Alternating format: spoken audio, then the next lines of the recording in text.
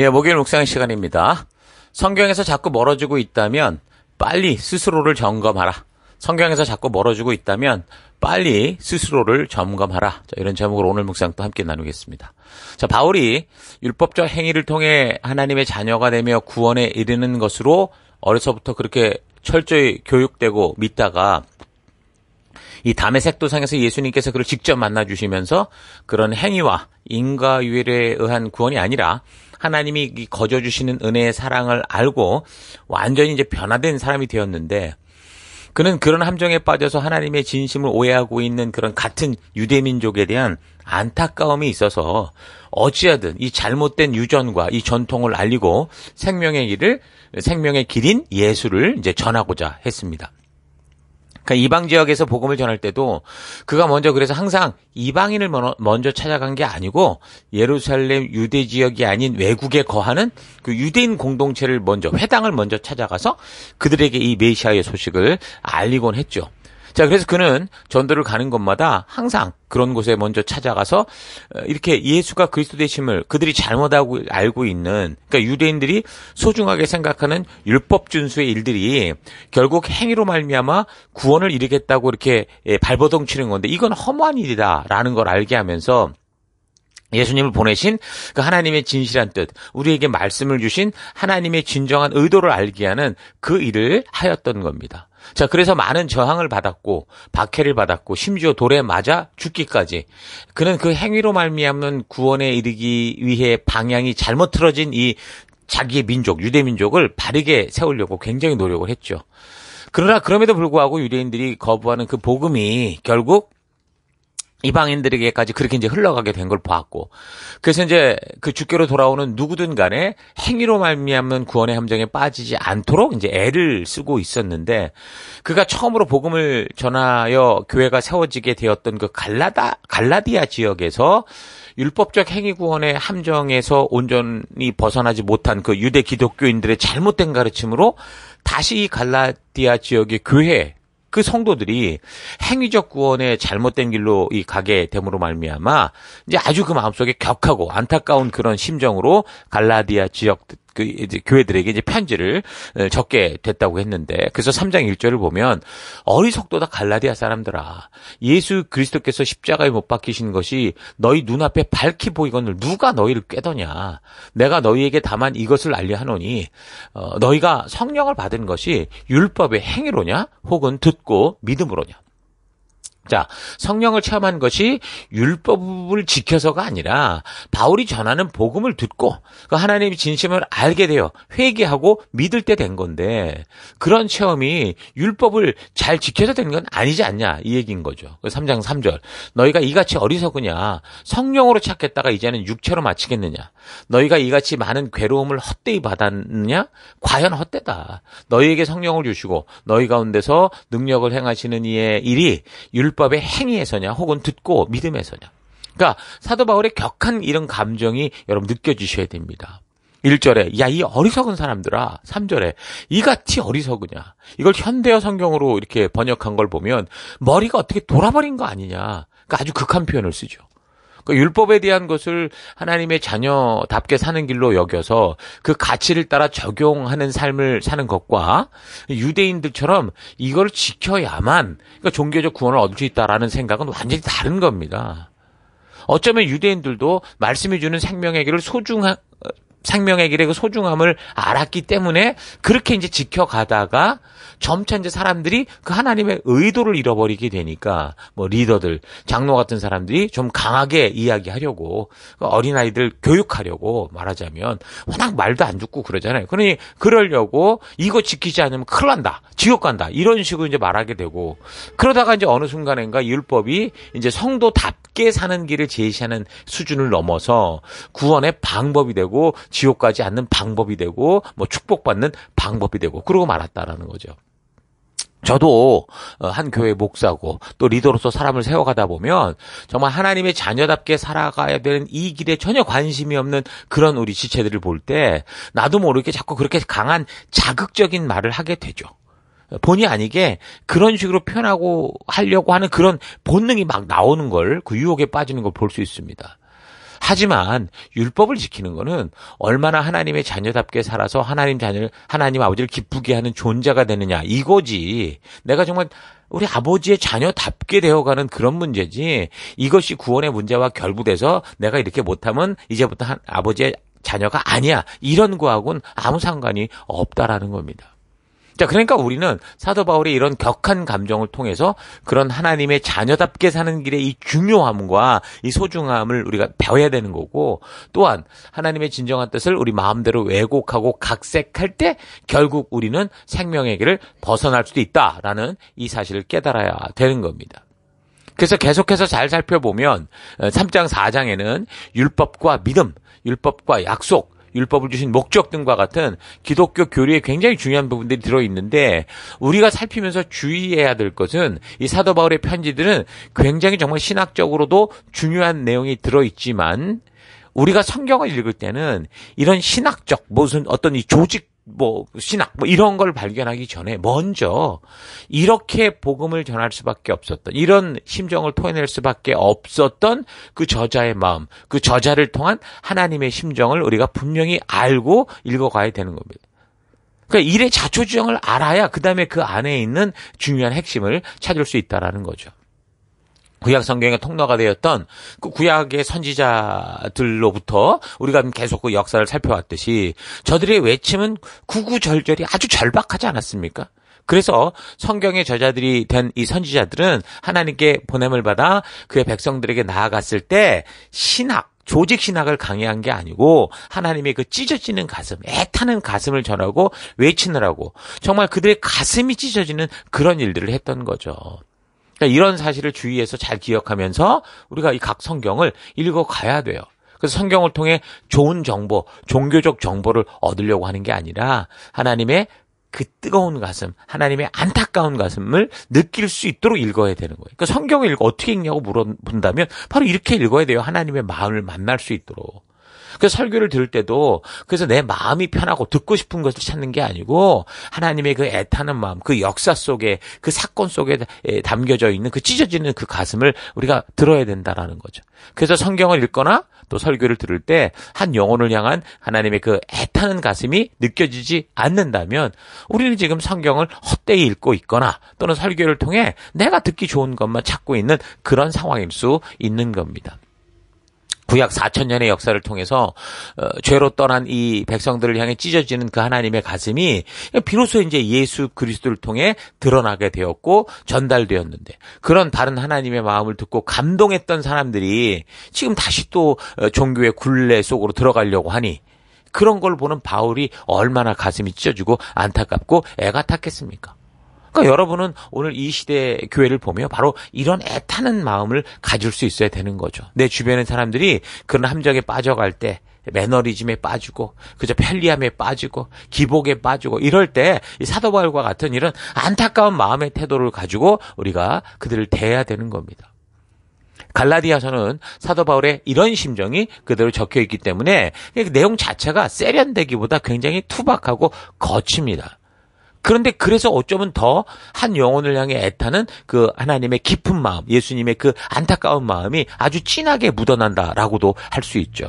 로마서 같은 경우는 같은 내용이라고 볼 수 있는데 갈라디아서하고. 근데 앞으로 이제 바울이 로마로 가서 복음을 전할 작정을 하고 미리 보내는 서신이 로마서기 때문에 로마는 그 당시 세계 최대 도시였고 그 도시에 살고 있는 아주 세련된 그런 아주 독자들을 예상을 하고 상당히 논리적이고 체계화된 형태로 그렇게 ቃ고 다듬어 적었다고 볼 수 있거든요. 그러나 갈라디아서는 이런 상황, 정말 차에 막 뛰어드는 자녀에게 야 하고 붙드는 그런 소리 지르고 붙잡듯이 그런 마음으로 적은 그게 이제 갈라디아서다라고 볼 수 있죠. 그래서 4장 8절, 여러분 이방인들이 하나님을 알지 못했을 때는 실제로 존재도 하지 않은 신들의 노예나 다름없었습니다. 그러나 이제 여러분은 하나님을 알고 있고 또 하나님께서도 여러분을 알고 계십니다. 근데 왜 또다시 율법을 지켜야만 하늘나라에 들어간다고 하는 그 빈약하고 천한 종교의 노예가 되려고 합니까? 여러분이 특정한 날과 달과 계절과 해에 대한 규정을 또 만들어 놓고 그것을 지키고 있다니 나는 여러분이 걱정스러워 마음을 놓을 수가 없습니다. 내가 여러분을 위해 온 힘을 쏟는 것이 허사로 돌아갈까봐 애가 탑니다. 그러니까 지금 율법의 이런 어떤 분야 안에서 뭐 특정한 날, 달, 계절, 해, 그러니까 뭐 주일 예배, 새벽 예배, 무슨 예배, 이래 하고 자꾸 그걸 나와야 된다. 그걸 지켜야 된다. 이런 식으로 그래야 구원받는다. 이런 식으로 가니 안타까웠다라는 거예요. 이렇게 절박한 심정으로 편지를 적어 내려가고 있는 게 갈라디아서입니다. 그래서 갈라디아서는 절박하고 격한 감정을 가지고 적어서 그런지 사실 내용도 그래서 좀 산만해 보이고 나중에 경험이 쌓이고 주도적인 목적을 가지고 적었던 다른 편지들에 비하면 뭐 그렇게 탁월해 보이는 편지는 아닙니다. 그런데 비록 격한 감정으로 어설프게 너무 이렇게 막 안타까운 마음으로 써내려갔어도 우리의 역사를 보잖아요. 이 편지, 이 갈라디아서가 우리 세계의 이 기독교의 역사의 영향을, 그러니까 방향을 바꿔놓는 그런 편지가 됩니다. 오랜 세월이 흘러서 이제 바울의 이 갈라디아서 이후에 오랜 시간이 흘러서 카톨릭으로 이제 중세 1000년 동안 결국 썩어가던 교회에 개혁의 불씨가 된 게 바로 이 갈라디아서죠. 중세 1000년의 역사를 뒤흔든 종교개혁에 불을 지폈던 사람이 마틴 루터인데 이 마틴 루터가 갈라디아서를 통해서 율법적 종교의 함정에 빠져 허덕이며 사람들이 교회 안에서 쉼을 얻고 생명을 얻는 게 아니라 생명을 구걸하고 축복을 얻기 위해서 헌금을 강요받고 인과율의 함정에 빠져서 가난한 사람들의 피까지 빨아먹으려는 이 교회 집권 세력들의 야욕과 종교의 허구를 확실하게 보게 된 거죠. 그래서 루터가 이 말씀을 통해서 가톨릭의 그런 잘못된 것들을 확실히 알고 나서 가톨릭의 잘못을 조목조목 95개 조항이나 적어서 비텐베르크 대학 정문에 대잡으로 붙여버렸었죠. 1517년 10월 31일에. 자, 그러면서 우리가 그저 가톨릭의 전통이라고 해서 무조건 따라갈 게 아니라 오직 이 말씀으로 우리가 냉철하게 한번 분별해 볼 필요가 있다. 이렇게 주장하면서 결국에 한 개인이 그 당시 천주교라고 하는 온 세계를 지배하는 거대한 종교와 싸우는 어려운 길을 가게 되죠. 하나님의 진심이 담긴 말씀, 그 백성들에게 보여주시고자 했던 하나님의 그 진심. 그런데 가톨릭이 막아버린 그 성경을 하나님이 사랑하는 백성들에게 전달하기 위한 그 어려운 싸움에 나선 그 사람이 이 갈라디아서를 통해 깨달음을 얻었던 바로 루터입니다. 마치 사도 바울처럼 그가 다메섹 도상에서 예수님을 만났고 그동안 전통적으로 알고 배워왔던 모든 것을 다시 말씀을 통해 되점검하면서 뭐 아라비아에서 3년, 다소에서 10년 그렇게 바르게 알게 되면서 이제 아무도 감당 못할 그리스도의 사도가 됐던 것처럼 루터도 이 갈라디아서가 말씀하는 행위가 아닌 믿음으로 말미암는 이 구원을 확실하게 알게 되면서 성경을 다시 점검하고 바르게 알아서 가톨릭의 잘못에 대해 논문을 쓴 거죠. 그리스도인의 자유, 교회의 바벨론 포로, 독일 기독교 귀족들에게 고함 이런 식의 논문을 쓰는데 나중에 이것 때문에 이제 결국 가톨릭의 사제요 신학교주였던 이 루터는 가톨릭 교회로부터 파문을 당할 그런 위기에 처합니다. 실제로 종교회의에 불려나가서 재판을 받게 되는데 그곳에서도 담대히 그가 말씀을 통해 알게 된 이 진리를 굽히지 않았었죠.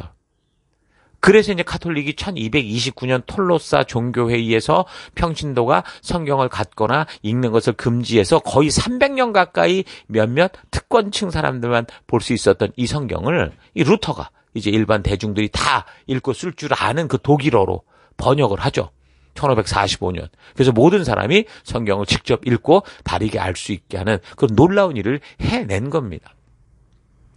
초대교회로부터 교회 역사를 볼 때 교회가 방황하고 성도들이 약해지는 여러 가지 이유들이 많이 있지만 그 근본의 가장 뿌리가 되는 것은 하나님께서 변치 않는 기록을 통해 그 백성들에게 주신 이 하나님의 말씀, 성경을 바르게 가르치지 않고 또한 성도들이 그 하나님의 말씀에 무관심하고 무지하고 그 눈에 보이는 현상이나 감정적인 느낌이나 유행에 치중해서 결국 사사시대처럼 자기 생각에 옳은 대로 살아갔을 때였다라는 걸 알 수 있습니다. 그러니까 악해지는 것은 말씀에서 멀어질 때고 그럼 그 멀어진 그곳에서 개혁을 일으키고 변화하고 돌아올 때는 결국 말씀으로 돌아왔을 때라는 거죠.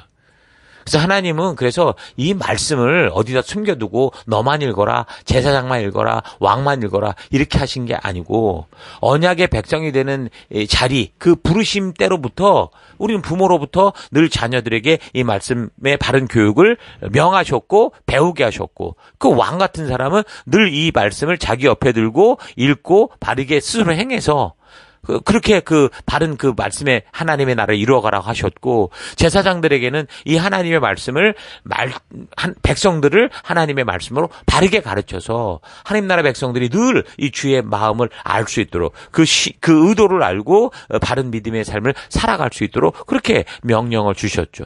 예수님께서도 이 땅에서 뭘 하셨습니까? 결국 이 생명의 도를 너희만 알고 있어라 이렇게 말하는 게 아니에요. 땅끝까지 가서 모든 민족을 제자 삼고, 신자가 아니에요. 제자로 삼아서 우리에게 알려주신 이 하나님의 가슴을 가르쳐라. 그 말씀대로 살 수 있도록 가르치고 지키게 해라. 하나님 나라를 이루어가라 명하셨던 겁니다. 그러니까 성경을 감추고 보지 못하게 하고 하나님의 편지를 어렵다고 속여서 보지 못하게 하는 거는 그건 사탄이 하는 짓이에요. 성경을 통해 하나님의 가슴을 보여주지 못하고 잘 가르치지도 않거나 어렵다고 해서 희석하고 물을 타는 그런 교회 안에서 그런 일들은 결국 정말 사탄이 박수치는 일이에요. 아니, 교회를 다니는데 사탄이 박수쳐 치면 이게 잘된 일입니까? 뭔가 문제가 있다는 거죠. 그래서 오늘날은 말씀이 온 세상 곳곳에 펼쳐져 있습니다. 예전엔 몇몇 성경을 볼 수 있는 그런 사람들, 이런 사람들만 볼 수 있었다고 한다면 지금은 몇몇 정말 성경을 볼 수 없는 그런 특별한 지역들을 제외하고 대부분의 많은 사람들이 이 성경을 언제든지 접할 수 있어요. 언제나 열려 있고, 이제는 인터넷까지 발전하면서 이제 그냥 우리가 흔히 사용하는 삶 속에 깊이 들어와 있습니다. 그래서 각 나라 족속과 방언으로 지금 번역이 다 되고, 오늘날 AI가 나와서 이제는 그냥 이 통역이 금방이잖아요. 정말 바른 마음으로 그래서 하나님의 뜻을 알고자 성경을 읽으려고 한다면 이젠 핑계할 게 없어요. 예전엔 책이 없다, 뭐가 없다, 모르겠다, 어렵다 그랬지만 이제는 그런 시대가 아니에요. 이제는 모두가 알 수 있고, 이제는 심지어 AI 이 질문하는 게 나와서 그냥 여기다 물어보면 더 잘 설명해 줄 정도예요. 그런데 안타깝게도 그렇게 열려있는 성경에 먼지가 쌓이도록 성도들과 교회들이 성경에 관심도 없고, 늘 종교적인 프로그램을 화려하게 하는 일, 그런 일에만 몰두하고 있는 게 오늘 우리의 현실이죠. 그러니까 교회의 프로그램이 나쁘다는 게 아니에요. 근데 성경이 삶의 우선순위가 돼야 되는데 이게 삶에 항상 차선이 돼서 문제라는 거죠. 일만 있으면 항상 말씀은 그냥 뒤로 제끼고 그 다음에 그저 노래하고 찬양하고 놀고 이런 걸로만, 이게 문제라는 겁니다. 여러분, 나는 지금 교회 안에서 믿음 생활 안에서 어떤 삶인지를 좀 잘 되돌아봐야 된다는 거 잊지 마십시다. 자, 그래서 오늘 하루 나는 나의 일상의 삶에서 성경을 삶의 가장 우선순위로 삼아서 가까이 하고 하루하루의 삶에서 항상 소중하게 생각하고 늘 눈을 뜰 때마다 먼저 읽고 묵상하고자 하는지, 아니면 자꾸 관심이 없어지고 성경을 읽고 묵상하는 것들이 귀찮아지고 불과 30분 정도의 시간조차 성경에 관심을 가지고 읽고 묵상하는 것도 어려워하고 부담스러워하고 있지는 않은지 좀 되돌아보기 바랍니다. 만약 그렇다면 지금 나의 영혼은 병들어가고 있다라는 걸 분명히 보여주는 겁니다. 그냥 앉아서 드라마 하나를 봐도 한두 시간은 그냥 지나가고, 페이스북이나 기타 소셜 네트워크를 즐기거나 쇼핑이나 운동을 해도 두세 시간씩은 훅 지나가는데, 그런 시간의 흐름에 대해서는 전혀 느끼지 못하면서 하나님 말씀 앞에 섰고 그 말씀을 통해 하나님의 진심을 만나는 그 10분, 20분, 30분, 이걸 어려워하고 자꾸 미루게 된다면 여러분, 나의 영혼은 점점 서서히 숨이 막혀가고 있는 그런 증세인 거고, 사탄이 나의 삶을 조종하며 나의 잘못된 이 삶의 방향에 대해서 무감각하게 만들고 있다는 신호인 겁니다. 그렇게 영적으로 무디어 가도 아마 교회당에는 부지런히 다니고 있을 수 있어요. 설교의 자리에도 앉아 있겠죠. 근데 그 시간들이 너무 힘들고 짜증나고 있을 가능성은 분명히 있습니다. 그러다 보면 당연히 말씀보다 체험과 느낌을 원하는 쉬운 곳으로 관심이 쏠리죠. 기록된 하나님의 말씀을 통해, 마음을 통해 하나님의 진심을 만나려 하기보다 어떻게 해서든 말씀을 통해 하나님의 진심을 만나는 것에 대해서 스스로 하지 않고 다르게 쉽게 배울 수 있다는 것에 관심을 두게 될 겁니다. 그럼 기도조차도 말씀을 통해 하나님의 뜻을 알고자 하는 것을 회피하기 위해 기도를 많이 하는데 성경을 안 읽으려고, 성경에 관심이 없어서, 이게 문제라는 거죠. 오직 하나님의 말씀 안에만 생명이 있습니다. 하나님은 당신의 마음을 성경에 기록하여 변치 않은 방법으로 우리에게 주셨죠. 그 세상을 향한 자신의 만족을 향한 마음의 욕심, 욕망을 버리면 말씀이 소중해질 수 있습니다. 소중해지기 시작합니다. 그래서 말씀을 멀리하고 소리하고 있는 증상들의 뿌리에는 항상 결국 나의 욕심이 있다라는 것 잊지 마십시다. 욕심이 잉태한즉 죄를 낳고 죄가 장성한즉 사망을 낳는다. 야고보서 기자는 말하죠. 성경은 이미 우리에게 모든 죄악의 뿌리가 뭐다라는 걸 알게 하고 있습니다. 자, 이런 사실 잊지 마시고 나의 신앙의 온도는 내가 얼마나 말씀을 사모하고 즐거워하는가, 아니면 그렇지 않고 지겨워하고 회피하고 항상 뒤로 미루고 있는가에 달려있다는 거 잊지 마시고 나의 믿음의 현재를 좀 잘 분별해서 늘 깨어있는 삶 살아가는 여러분 되기를 주의 이름으로 축원합니다. 오늘 하루도 힘내십시오. 잠시 기도하겠습니다. 하나님, 언제부터인가 말씀과 예배에 대한 사모함을 잃어가고 있었음에도 내 욕망과 내가 하고 싶은 것들로 인해 늘 뒤로 미루고 핑계를 대며 말씀과 예배를 멀리했던 것 회개합니다.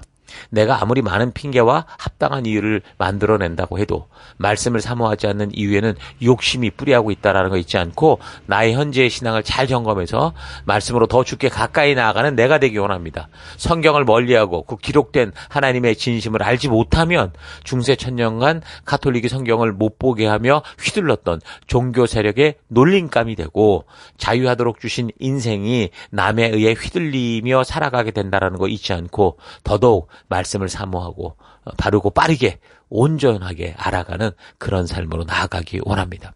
하나님, 성경이 내 삶에서 자꾸 멀어져 있다면 내 삶이 지금 하나님과 멀어져 있다는 거 잊지 않고 오늘도 성경을 가까이, 하나님의 말씀을 가까이 하고 그와 동행하는 내가 될 것을 결단합니다. 그걸로 인도하시고 함께해 주신 하나님 감사드리고 예수님 이름으로 기도했습니다. 아멘.